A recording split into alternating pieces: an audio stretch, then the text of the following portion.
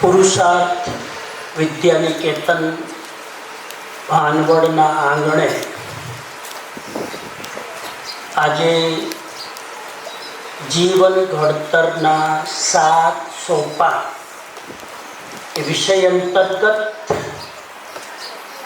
આજે ચોથી અને 5મી જીવન ઘડતરનો જે મુદ્દો છે એની વાત કરીશું. ગઈકાલ સુધી આપણે 3 મુદ્દા ઉપર વાત કરી. નંબર 1 સાત્વિક આહાર, નંબર 2 સાત્વિક પહેરવેશ, સાત્વિક પહેરવેશ, નંબર 3 ડિજિટલ સંયમ.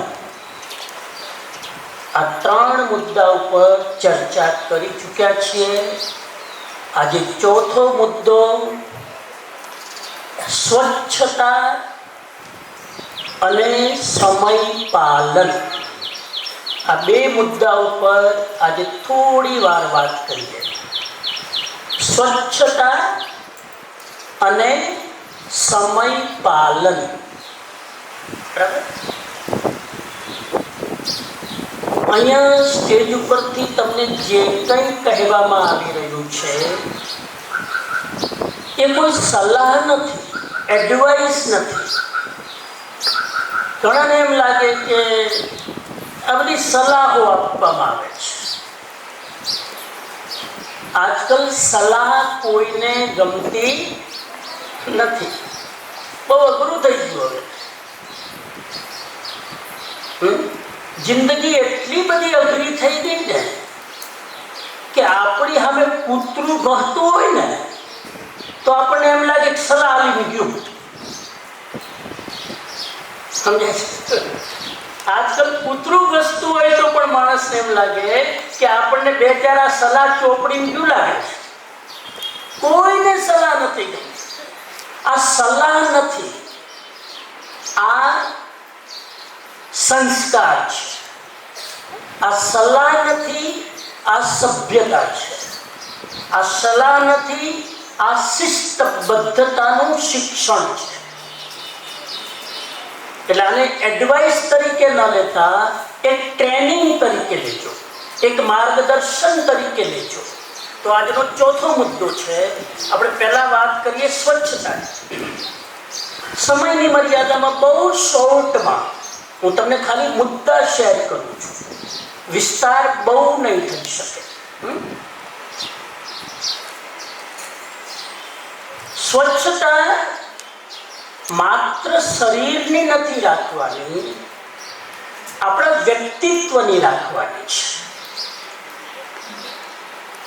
We don't need to clean only our body, we need to clean our personality. કેમ કે તમે કોઈને પણ મળો, કોઈની સામે પ્રસ્તુત થાઓ, કોઈની સામે તમે ઊભા રહો, ત્યારે એ વ્યક્તિ તમારું જ્ઞાન પછી જોશે, તમારી સ્વચ્છતા પહેલા જોશે. તમે બરાબર એટિકેટ છો કે નહીં એનું નિરીક્ષણ કોઈ પણ વ્યક્તિ પહેલા કરશે. એટલે આપણા સંસ્કારોનું દર્શન, માણસ સંસ્કારી છે કે કેમ એનું દર્શન સૌથી પહેલા આપણી સ્વચ્છતામાં સાંભળા માણસને દેખાય છે.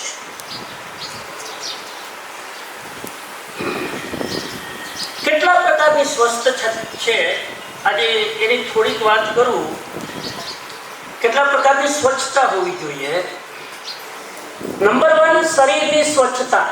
ખાલી મુદ્દા જ બોલું છું. શરીરની સ્વચ્છતા એની અંદર કેટલી બાબતો આવે. દરરોજ સવારે નાસ્તો કર્યા પહેલા સ્નાન કરવું. આ નિયમ સ્કૂલ પૂરતા કે જીવન, આખા જીવન માટે? સ્કૂલમાં, હોસ્ટેલમાં નાસ્તા પહેલા સ્નાન કરી લઈએ, પછી ઘરે જઈએ તો શું કરવાનું? બરાબર? રોજનો નિયમ છે, ખાલી સ્કૂલનો નહીં, લાઈફનો નિયમ. નંબર 2, ક્યારેક આપણને પરસેવો વળે તો પરસેવો થયા પછી શરીરને નેપકિનથી સાફ કરી લેવું જોઈએ, જેથી બેક્ટેરિયલ પ્રોસેસથી બચી શકીએ. ઘણી વાર આપણે કાલે સાયકલિંગ કર્યું તો આવીને પછી મોઢું જોઈ જરાક નેપકિનથી બધું જરાક જ્યાં જ્યાં પરસેવો થયો હોય ત્યાં સ્પંચ કરી લેવાનું, ત્યાં શરીરને કપડાથી સાફ કરી લેવાનું. નંબર 3, સ્વચ્છ ધોયેલા કપડાં પહેરવા, સાફ સુથરા કપડાં પહેરવા. નંબર 4, શરીરની સ્વચ્છતાની વાત કરી રહ્યો છું. શરીરની સ્વચ્છતા, એના પોઈન્ટ. છેલ્લો પોઈન્ટ, ભોજન પહેલા અને શૌચાલય પછી હાથ ધોવાની ટેવ પાડો. ભોજન પહેલા અને શૌચાલય ગયા પછી હાથ ધોવાની ટેવ પાડો. આ છે શરીરની સ્વચ્છતા ઇન શોર્ટ. નંબર 2, હવે શરીરની સ્વચ્છતામાં સ્પેશિયાલિટી, શરીરની અંદર અમુક વસ્તુની સ્વચ્છતા. તો નખ અને વાળની સ્વચ્છતા. નખ અને વાળ સાફ સુથરા હોવા જોઈએ. પેલા નખની વાત કરું. નખ ક્યારેય પણ વધારેલા હોવા ન જોઈએ. તમને ખબર છે નખ વધારે કોના હોય? પશુના કે માણસના? પેલો તો આ પ્રશ્ન, પશુના કે માણસના? બોલો. પશુના. પશુમાં પણ નોનવેજ પશુના નખ લાંબા હોય, વેજીટેરિયન પશુના નખ લાંબા ન હોય, ગાયના નખ લાંબા ન હોય, વેજીટેરિયન. ભેંસના નખ લાંબા ન હોય, પોઇન્ટેડ ન હોય, વેજીટેરિયન છે. ઘોડાના નખ લાંબા ન હોય, વેજીટેરિયન છે. પણ કોના હોય? નોન વેજીટેરિયનના. સિંહના લાંબા હોય, નોનવેજ. કૂતરાના બોલતા જતો, જે નોનવેજ છે એના નામ બોલો, બધાના નખ પોઇન્ટેડ લાંબા. માણસ વેજીટેરિયન કે નોનવેજ? બાય બર્થ માણસ. તો એના નખ કેવા હોવા જોઈએ? આપણા કરતા ગાય હારી, બળદ હારો, ઘોડો હારો, એના નખ લાંબા હોતા જ નથી. પ્રકૃતિગત વ્યવસ્થા છે. અને આપણે ફેશન કરીને નખને લાંબા કરીએ. નખ લાંબા કરો એટલે નખની અંદર મેલ નામની કોલોની ભેગી થાય. મેલ મળ, એને મળ કહીએ. પ્યોર ભાષામાં મળ કહેવાય. જેમ તમે ટોયલેટ જાઓ છો ને મળ, ખાધેલા મળનું નિષ્કાશન કરો છો, એ જે મળ છે એમ આંગળી નખની અંદર જે કચરો ભરાયેલો છે એ નખનું મળ છે. સમજાય છે? એક્ઝેક્ટલી મળ છે. આપણે ટોયલેટ જઈએ ત્યારે મળનું નિષ્કાશન કરીએ પણ જોવું ના ગમે એમ આ મળ આપણે જાણી જોઈને ભેગું કરીએ છીએ. અને પાછું એક નખથી બીજા નખથી કાઢે. એટલે આ નખમાંથી આમાં આવે. આ હોશિયારી કેવી? આમ કરીને આમાંથી આમ કાઢો એટલે આમાં ફસાવું. કેમ કે આ મામો, આ કાણો મામો, આ એ મોટો છે તો આ નખ મોટો છે. નખમાંથી નખમાં જાય. નખ પશુના વધારે હોય, એ પણ જંગલી પશુના વધારે હોય, એ પણ ક્રૂર પશુના વધારે હોય, શાંત પશુના નખ વધારે ન હોય. તમે જો ક્રૂર હોય, ઉત્તેજક હોય, હિંસક હોય તો નખ લાંબા રાખવાના. આથી કોણ રાખશે? હાલો કોમ્પિટિશન. તમે જો હિંસક હોય, ફાઇટિંગ કરતા હોય, આક્રમક હોય, સિંહની જેમ દહાડતા હોય તો નખ લાંબા રાખો. શાંત પ્રાણી હોય તો આપણા નખ લાંબા ન હોવા. એગ્રી? મારું વધારે ટાર્ગેટ આ બાજુ છે. છોકરાઓ તો લગભગ પુરુષાર્થમાં તો રાખે જ નહીં, પણ આ દીકરીઓ જે આ વર્ષે નવી આવી છે ફેશન ઘરેથી લઈને, આજકાલની સભ્યતા એમ કે છે કે નખ ન વધારવા જોઈએ. આજનું મોડર્ન સાયન્સ અહીં આ બાજુ જઈ રહ્યું છે. હાઇજેનિક વ્યવસ્થા રાખવી હોય. હાઇજેનિક એટલે હાઇજીન રહેવું જોઈએ.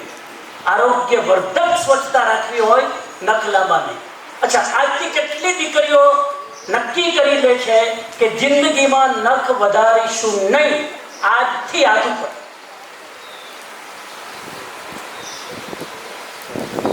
ઓકે, હાથ નીચે. ખોટો પ્રશ્ન પૂછાઈ ગયો.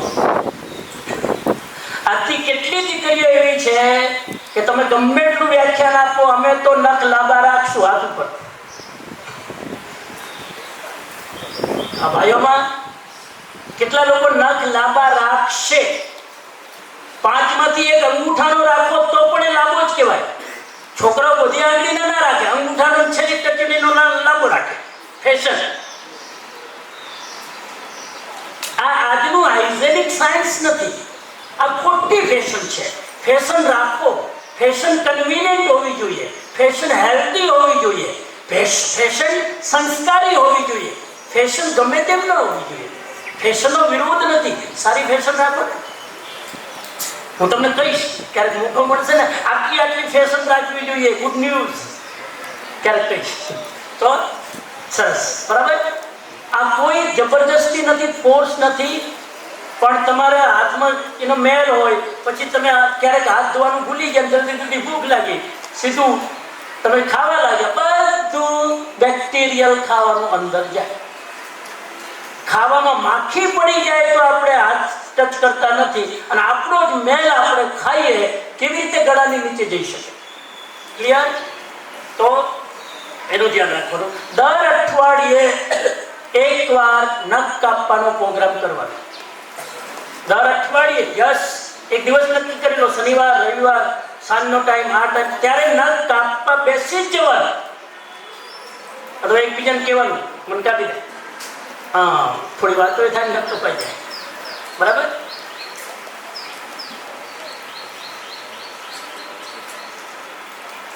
પછી ભાઈઓને ખાસ વિનંતી, લાંબા વાળ રાખવાથી દૂર રહો. બહેનોને લાંબા વાળ હોવા જોઈએ. આ બહેનોની પ્રકૃતિગત વ્યવસ્થા છે, કુદરતી વ્યવસ્થા છે. બરાબર? પણ બહેનોને પણ વિનંતી કરું, એ લાંબા વાળ બરાબર રીતે સજ્જ હોવા જોઈએ, બરાબર ગોઠવેલા હોવા જોઈએ, ગમે તેમને. ખાસ કરીને એક વાતની ભલામણ કરું, ખુલ્લા વાળ ક્યારે નહીં રાખવા. વાળ ખુલ્લા હોય એટલે કેટલીય, સાંભળી લો, આ સૂક્ષ્મ વાત કહું છું, કેટલીય આસુરી શક્તિઓને તમે આકર્ષિત કરો છો. વાળ ખુલ્લા રાખવાથી આસુરી શક્તિઓ આકર્ષિત થાય છે. તમારો કેળો નહીં મૂકે, બચવું હશે તો બચી નહીં શકો. એટલે ખુલ્લા વાળ નહીં.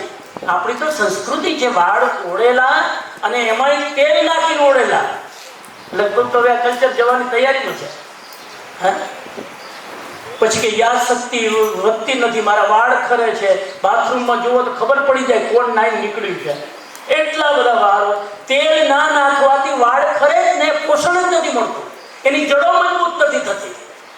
પછી કોળ થાય ને, પછી અંદરથી પેલું શું કહેવાય, કોળો થાય ને, જૂ પડે ને.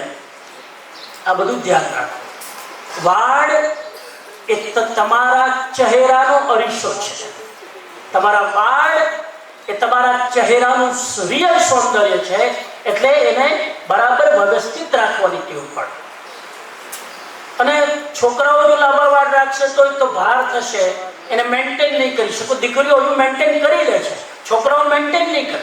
એટલે વાળ લાંબા હશે તો ભાર લાગશે, મેન્ટેન નહીં થાય, અંદર ગંદકી પેદા થશે, જૂ પેદા થશે. અને બીજું, લાંબા વાળથી તમારું ફોકસ ડિસ્ટર્બ થાય છે. ભાઈઓને કહું છું, કેમ કે અમુક લોકોને પેલી ટેવ વાંચે ને, વારંવાર આમાં કરતા હોય, પણ આટલા બધા રાખી હું અહીંથી કાપી નાખે ને જરા. અમુક લોકો ટેવ હોય ના, અહીં આંખ સુધી વાળ આવે, અહીં સુધી આમ, અહીં આંખમાં બે ચાર ટચ થાય ને, મારે ટચ થતું તો હેરાન થઈ ગયું. અને જાણી ગયું અંદર નાખે વાળ, આમ નાકની ટેરવે, આમ આંખના ટેરવે વાળ હોય. આ ખોટી આદતો છે, એમાંથી બચો. તમે જો તમે ચેક કરજો, જેટલી વ્યક્તિની હાઈટ ઊંચી જાય ને એટલી એની વાળોની સભ્યતા જોજો. તમે કોઈ પણ પોપ્યુલર વ્યક્તિના વાળ તમે જોજો, ગમે તે લગર વગર નહીં હોય. એક શિસ્તબદ્ધતા છે. આ ખાસ ધ્યાનમાં રાખો એવી મારી વિનંતી. અને બહેનોને હું વિનંતી કરું, તમારું બોડીની જે પર્સનાલિટી હોય ને એ પ્રકારના વાળ તમે રાખો, કોઈ વાંધો નહીં. અમુક બાળકો એવા હોય, દીકરીઓ અમુક એવી હોય કે શોર્ટ વાળ સારા લાગે તો વાંધો નથી. અમુક આપણી સ્કૂલમાં હતી ગયા વખતે 2-4 છોકરીઓ આમ કટવાળ એની પર્સનાલિટી એવી હોય પુરુષ પ્રધાન, એને કટવાળ જ બરાબર લાગે. પણ આવા 2-4 હોય પછી તમે નકલ કરવા જાઓ તો તમે ગુંડા લાગો. હા, તો આ વાળના એક સંસ્કાર છે. અને તેલ ઓળીને આવો. જો શરદીની ઋતુ હોય તો તમે તલનું તેલ વાપરો, કસ્ટર્ડ ઓઇલ વાપરો, એ બધું તેલ. અને ગરમીની ઋતુ હોય તો કોપરેલ તેલ, જે કંઈ સિઝન પ્રમાણે ઠંડુ તેલ હોય અને ગરમ તેલ સિઝન પ્રમાણે વાપરવું જોઈએ. અને હું તો કહું વાપરો નહીં, એની માલિશ કરો. સવારે જ્યારે તેલ લગાવો ને ઘસો, નાઈની દુકાન જાવ ત્યારે શું કરે? માલિશ કરાવે ત્યારે. એ માલિશ કરવાથી બ્રેઇનના ન્યુરોન્સ એક્ટિવેટ થાય છે. બહુ વિસ્તાર નહીં કરી શકું, ક્ષમા કરજો. તો આ છે નખ અને વાળ. મેસેજ મળી ગયો બરાબર? મેસેજ મળી ગયો. પુરુષાર્થનું બાળક દુનિયાના ગમે તે ખૂણામાં હોય અને ગમે ત્યારે તમારા નખ અને વાળ જોવે પરફેક્ટ હોવા જોઈએ. આટલી ગેરંટી તમે આપો છો? કેટલા લોકો આપે છે? પર અરે સાહેબ, તમારો ચહેરો પછી તમારા નખ જોઈને કહી શકે આ પુરુષાર્થનું બાળક હોય. જેના નખ લાંબા ના હોય ને પુરુષાર્થનું હોય, જેના વાળ વ્યવસ્થિત હોય પુરુષાર્થનું જ હોય. યસ, બહુ અચ્છા, ધન્યવાદ. જોરદાર તમારા માટે એક વળતાલી પડે તમારા. પિલસીભાઈ, હું એક વસ્તુ માનું છું, લોકો ગમે તે કહેતા હોય કે આજની પેઢી સંસ્કારી નથી ને આજની પેઢી ઉચ્છંખલ છે. મારું ઓબ્ઝર્વેશન, હું જ્યાં બધું કરી રહ્યો છું, મારું ઓબ્ઝર્વેશન એ છે આજના બાળકો જેટલા શાલીન, સભ્ય, સંસ્કારી અને ઓનેસ્ટ છે, આવું જનરેશન ક્યારે આપતું જ નહીં. That is the best generation. આ જનરેશન ઓનેસ્ટ છે. એને નહીં ગમે તો કહી દેશે લેક્ચર પછી, સમજી બહુ બોરિંગ કરવા આવો નહીં અહીંયા. ઘણા વિદ્યાર્થી કહી દે, સમજી હવે અમારે આટલા લેક્ચર 8 ટીચરને અટેન્ડ કરવાના, હવે તમે રહેવા દો જરાક, અમારા ઉપર જરાક દયા કરો. છોકરાઓ સાફ કહી દે, ઓનેસ્ટ છે. અમુક છોકરાઓ કે અંદર વાતો બગાડે. આજનું જનરેશન ક્લિયર કટ કહી દે છે. પ્રિન્સિપાલની કોઈ વાત ના તમે ઓફિસમાં જઈને કહે છે, સર તમે આ કેવી રીતે કર્યો? આ છૂટ છે. અને આજની જનરેશનની નિખાલસતા છે, આ હોવી જોઈએ. એટલે મને આજના જનરેશન પ્રત્યે બહુ પ્રેમ છે, બહુ લાગણી છે, તમારામાં બહુ અપેક્ષાઓ છે. હા, વેરી ગુડ. આગળ જઈએ. દાંત માટે 2-3 વસ્તુ કહી દઉં. સવારે અને સાંજે નિયમિત બ્રશ કરો. હું એમાં સુધારો કરીશ, ખાલી બ્રશ નહીં, અઠવાડિયામાં 2 દિવસ દાંતણ કરો. ખાલી રોજ બ્રશ નહીં, અઠવાડિયામાં નિયમ કરો. તમે ગામડાના બાળકો છો, અમેઝોનમાં જજો. અમેઝોનમાં દાંતણ વેચાતા મળે છે. 50 રૂપિયાના 5 દાંતણ. અહીંયા લીમડાના એમને મફત કે લઈ જાય વેચાય કરને. મારી એ સ્વભાવ છે. અઠવાડિયામાં 2 વાર લીમડાના દાંતણ કરો, કરંજના દાંતણ કરો, વડના દાંતણ કરો. એના નિયમ છે. એ દાંતણ કરવાથી કોઈ પણ જમ્સ તમારા મોઢામાં રહેશે નહીં. આ બદબુ આવે છે, વાસ આવે છે, આ કોલગેટ અને આ ક્લોઝઅપ કરવાથી એમાં કેમિકલ છે. આ નેચરલ કેમિકલ છે. દાંતણ કરવાની ટેવ પાડો. તપોરના બાળકો તો કરતા હશે લગભગ, પણ આ ધીરે ધીરે સંસ્કારો છે. કોલગેટ જોઈએ, બ્રશ લઈને ભૂકા મારે. દાંતણ કરો. દાંતણ કરવાથી શું થાય? દાંતો મજબૂત થાય. કેમ કે ચાવવું પડે ને, તો તમારા દાંતાના પેઢા મજબૂત થાય. 100 વર્ષ સુધી કોઈ માયની તાકાત નથી તમારા દાંત પાડી શકે. તમે જુઓ, રોજ બ્રશ કરો છો તમે, તમારા બાપ દાદાને પૂછી જોજો. હું તો કેટલાય ઘરોમાં ગયો છું સાહેબ, 90 વર્ષના મેં માજીઓને જોયા કે એની 32 હેન્ડ સુરક્ષિત છે. એ કે અમે તો રોજ દાંતણ જ કરીએ છીએ, અમે તો ટૂથપેસ્ટ જોયું જ નથી, બ્રશ જોયું જ નથી. સમજાય છે? પેસ્ટ કરવાથી દાંત ચમકીલા દેખાય, પણ દાંત મજબૂત નથી બનતા. દાંત મજબૂત બને છે દાંતણ કરવાથી. ગુરુકુળ વાળી દીકરીઓ હવે આજથી નિયમ પાડશો. તમારે તો કેટલાય લીમડા છે? અઠવાડિયામાં 2 વાર કરશો ભાઈઓ? અઠવાડિયામાં 2 વાર. લીમડા તો 4 બાજુ છે આપે છે બરાબર. કોમ્પિટિશન તમે જો ઝાડ ઉપર ચડીને પાછા તોડવાના, કોઈ કહેવાની આપણે ચડવાનું. આપણે ઉપર ચડી દાંતણ તોડી દાંતણ કરો. હું તમને કોઈ 1 મહિનો પ્રયોગ કરી જુઓ, સાયન્ટિફિક વાત છે. દાંતણની અંદર લીમડામાં એટલા બધા હેલ્ધી કેમિકલ છે કે તમારા દાંતના બધા જ રોગો મટાડી દેશે. આ કેવિટી ના બધું થાય છે, બંધ થઈ જશે. આ ખાસ મારી વિનંતી. આગળ જાઓ. ભોજન પછી કોગળા ખાસ કરો. જ્યારે પણ નાસ્તો કરી લો, તરત એમને એનો ગ્લાસમાં ના આવો. જ્યારે પણ મોઢામાં કંઈક નાસ્તો કર્યો, લંચ કર્યું, બ્રશ તો સવાર સાંજ કે દાંતણ કરવાનું છે, પણ કોગળા એવરી ટાઈમ જમ્યા પછી કરી લેવાના. કોગળા ગરારા.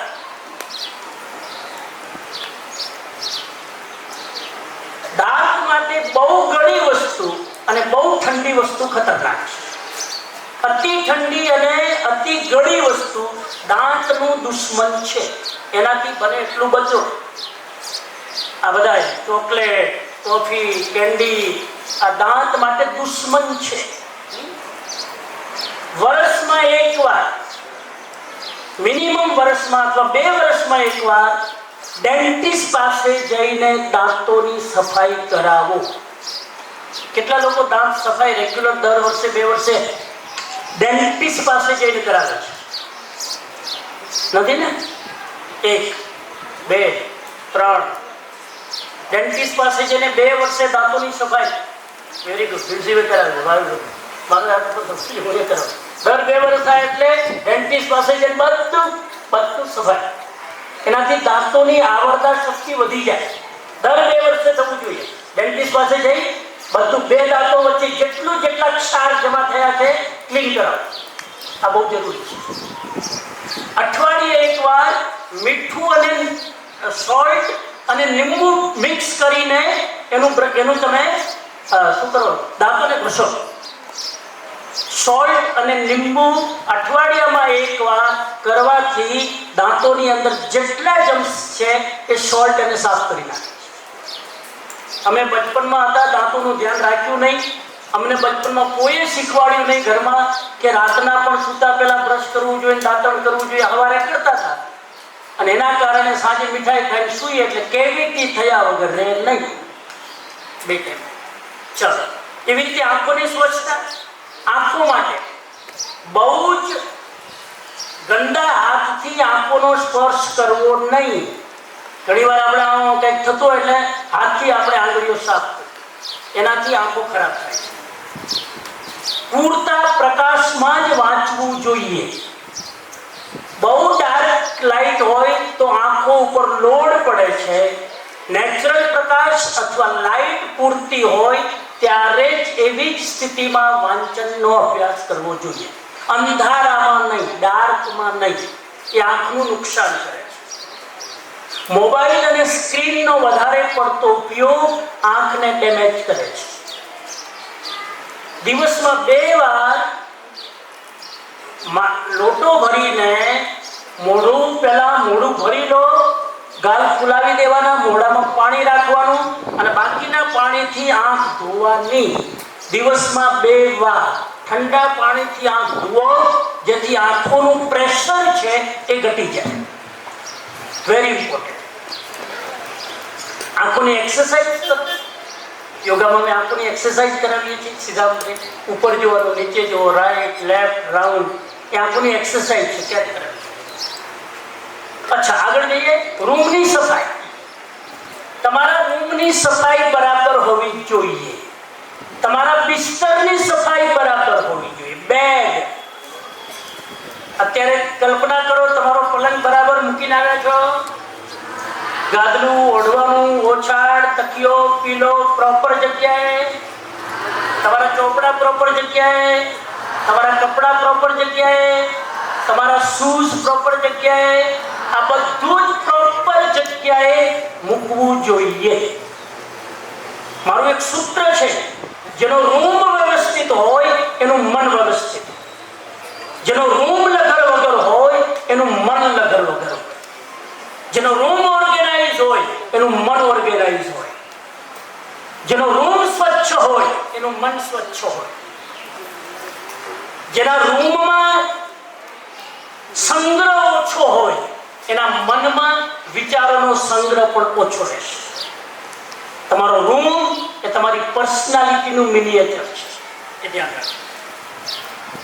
અચ્છા, વાહનની વ્યવસ્થા, વાહનની સ્વચ્છતા, તમારી સાયકલ હોય, તમારું સ્કૂટર હોય, તમારું ફોર વ્હીલ હોય, એ તમારા શરીરની જેમ નીટ એન્ડ ક્લીન હોવું જોઈએ. ઘણી વાર આપણે સાયકલ વાપરીએ પણ આરામ જો સાયકલ સાફ કરતા હોય તો હવાઈ ત્યારે ચેક કરે ત્યારે કામ પડે, ત્યારે લગભગ 80% સાયકલમાં હવા ના હોય, બ્રેક ના હોય, ત્યારે જરૂર પડે ત્યારે જ કામ ના આવે. અપ ટુ ડેટ તમારું વાહન રાખો. આ શરીર વાહન છે એમ તમારું વાહન પણ અપ ટુ ડેટ રહેવું જોઈએ. તપોવનમાં લગભગ જે ગાડીઓ હોય ને, અમારો આગ્રહ હોય કે એ ક્લીન જ હોય, બરાબર સફાઈ હોય. તમે ગાડી લઈને જ્યાં જાઓ છો પ્રોગ્રામમાં, એ માણસ તમને પછી જોવે છે તમારી ગાડી બરાબર નહીં હોય, સમજી જશે કે માણસ લગેલો છે. સાયકલ અપ ટુ ડેટ રાખશો. હવે આમ ધૂળ ના, આમ રજ ના આવવી જોઈએ, આપણી વ્યવસ્થિત હોવી જોઈએ. ચલો, પછી પર્યાવરણની સ્વચ્છતા. આજુબાજુ ક્યાંય કચરો દેખાય તો લઈ લેવાનો. પ્લાસ્ટિક નહીં વાપરવાનો, પ્લાસ્ટિક નહીં. લગભગ બંધ થઈ ગયું કે નહીં?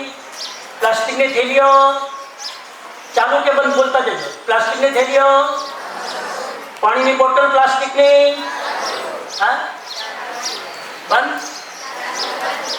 સ્લીપર પ્લાસ્ટિકના. પછી તમારું બધી એસેસરી એમાં પણ પ્લાસ્ટિક ન હોવું જોઈએ. પ્લાસ્ટિકની વસ્તુ વાપરવાનું બંધ કરતા જાઓ ધીરે ધીરે. દરેક વસ્તુમાં પ્લાસ્ટિકને એને માઇનસ કરી દે. બરાબર. પાણીની બોટલ પણ પ્લાસ્ટિકની શું કામ વાપરવાની? આપણે વાપરીને પાણી પીને બોટલ ફેંકી, ક્યાંક ને ક્યાંક એ બોટલ પ્લાસ્ટિક કોઈને નડશે. અને પ્લાસ્ટિકની અંદર એવા કણ પેદા થાય છે, બેક્ટેરિયા, શું કહેવાય ને, કેમિકલ. એ કેમિકલ ક્યારેય નષ્ટ થતા નથી. એટલે પ્લાસ્ટિકથી બચો. આખા વર્લ્ડમાં આંદોલન ચાલી રહ્યું છે, ભારતભરમાં પણ.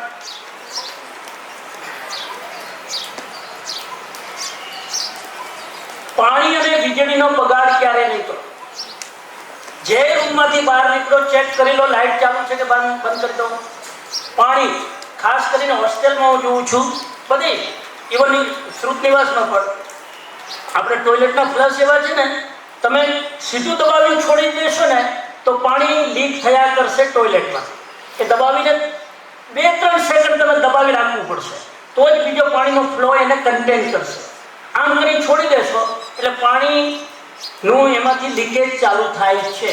મેં ઘણી વાર જોયું છે અમારા બાથરૂમમાં. આપણે ત્યાં અવાજ શેનો આવે પણ એ પ્રોપર ફ્લશ કરવું જોઈએ. તો એ ધ્યાન રાખવાનું કે પાણી અને વીજળીનો બગાડ ક્યાંય ખોટો ના થાય. આ શિક્ષકો માટે પણ છે, અહીંયા પરિસરમાં પણ ખાસ આપણે ધ્યાન રાખીએ. ટોયલેટ સાફ રાખવું. તમે જ્યારે ટોયલેટ ગયા છો, તમને જેવું ટોયલેટ મળ્યું છે સાફ સુથરું, બીજાના માટે એવું જ મૂકીને બહાર નીકળો, જેથી બીજાને તકલીફ ના પડે. આ ખાસ આપણી અવેરનેસ હોવી જોઈએ. મહાત્મા ગાંધીની એક વાત છે કે મહાત્મા ગાંધી સાબરમતી આશ્રમમાં રહેતા હતા, તો એમના સેનિટેશનની આજુબાજુમાં ગંદકી બહુ હતી. હવે મહાત્મા ગાંધી ધારક તો લેક્ચર આપી શકત મારી જેમ. મહાત્મા ગાંધીએ તરત જ ઝાડુ હાથમાં લીધું અને સફાઈ ચાલુ કરી. આજુબાજુવાળા લોકો કહેવા લાગ્યા, બાપુ બાપુ આવું કામ તમારે ના કરાય. કે મારા દેશનો જો મુખ્ય નાગરિક આ કામ નહીં કરે તો મારા દેશનો કોઈ નાગરિક આને હલકું કામ સમજીને નહીં કરે. કોઈ પણ કામના હલકું છે ને ભારે છે. તમારી સ્વચ્છતાની જાગૃતિ હોય તો દરેક નાનું કામ માણસને શ્રેષ્ઠ બનાવે છે. એટલા માટે ગાંધી બાપુ પોતાનું ટોયલેટ નહીં, આશ્રમનું ટોયલેટ સાફ કરતા હતા. સાબરમતી આશ્રમની વાત કરું છું. એટલે આપણે સફાઈ રાખવાનું એ ધ્યાન રાખીએ. બસ છેલ્લી વાત જરાક 2-3 મુદ્દાના લઈ પૂરી કરું. સમયપાલન. સમયપાલનના આટલા રૂલ ખાલી ધ્યાનમાં રાખી દો. ટિપ્સ આપી. કોઈને પણ સમય આપો ને તો બફર રાખતા શીખો. પહેલો રૂલ ટાઈમનો શિસ્તનો પહેલો નિયમ, સમય ફિક્સ નહીં આપો, બફર રાખો. બફર રાખો એટલે સમજી ગયા? ગેપ. કેવી રીતે? માન લો કે હું રાજકોટથી નીકળ્યો અને 9 વાગે અહીંયા હું પહોંચવાનો હોઉં, તો હું ભીમસીભાઈને ફોન કરીને કહું કે ભીમસીભાઈ લગભગ 9:15 સુધી હું પહોંચી જઈશ. આ શું કર્યું કહેવાય? 15 મિનિટનું મેં બફર રાખ્યું. હવે જો મેં 9:15 પહોંચવાનું કહી દીધું અને હું 9 વાગે પહોંચું તો ભીમસીભાઈને ખુશી થાય કે નારાજગી? બોલો. અને હું કીધું હોય કે 9 વાગે પહોંચી જઈશ અને 9:15 પહોંચ્યું તો 15 મિનિટ ટાઈમની બરબાદી થઈ. તમે જ્યારે પહોંચવાના હોય 10 મિનિટનું બફર રાખીને ટાઈમ આપો, જેથી સામલાને પણ ટેન્શન નહીં, તમને પણ ટેન્શન. પહેલા નંબર 1. નંબર 2, કોઈ પણ જગ્યાએ 5 મિનિટ વહેલા પહોંચો. કોઈ પણ જગ્યાએ. તમારે સ્કૂલમાં આવવું છે, કેટલી મિનિટ વહેલા આવવાનું? 8:30 પ્રાર્થના છે, 5 મિનિટ વહેલા આવી જાઓ. કેમ રાડો નાખીને કેવું પડે? આવો 5 મિનિટ પહેલા દરેક ક્લાસરૂમ પહેલા પહોંચી જવું. આ ખાલી અહીંનો નિયમ નથી, આ નિયમ વ્યવસાયમાં, આ નિયમ નોકરીમાં, આ નિયમ પરિવારમાં, આ નિયમ સમાજની એક્ટિવિટીમાં અને આ નિયમ આધ્યાત્મિક સાધનામાં, બધે જ 5 મિનિટ પહેલા પહોંચો. નંબર 3, આગલા દિવસનું આયોજન પહેલી રાત્રિના જ કરી નાખો. આજે રાતના આવતીકાલનું આયોજન કરી લેવું જોઈએ, જેથી આવતીકાલે ટાઈમની બરબાદી ન થાય. ખ્યાલ આવે છે? આજે રાતના કાલનું આયોજન કરી લેવાનું. નંબર 3. નંબર 4, એના માટે બહુ જરૂરી છે, એક સમયે એક જ કામ હાથમાં લો, એક સાથે 2-3 કામ હાથમાં ના લો. એના કારણે એકેય કામ તમે કરી નહીં શકો. વધારે જવાબદારી લેશો, કામ વ્યવસ્થિત નહીં થાય. એક સાથે એક જ કામ હાથમાં. નંબર 5,